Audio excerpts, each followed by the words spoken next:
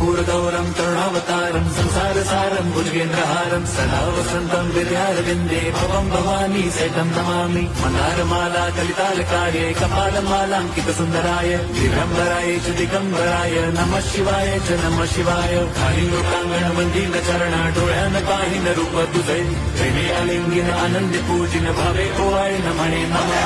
त्वमेव माता पिता त्वमेव बन्धुश्च सखा त्वमेव विद्या द्रवणं त्वमेव सर्वं मम देवदेव। कायेन वाचा मनसेन्द्रियैर्वा बुद्ध्यात्मना वा प्रकृति स्वभावात् करोमि यद्यत् सकलं परस्मै नारायणायेति समर्पयामि। अच्युतं केशवं राम नारायणं कृष्णदामोदरं वासुदेवं हरिं श्रीधरं माधवं गोपिकावल्लभं जानकीनायकं रामचन्द्रं भजे।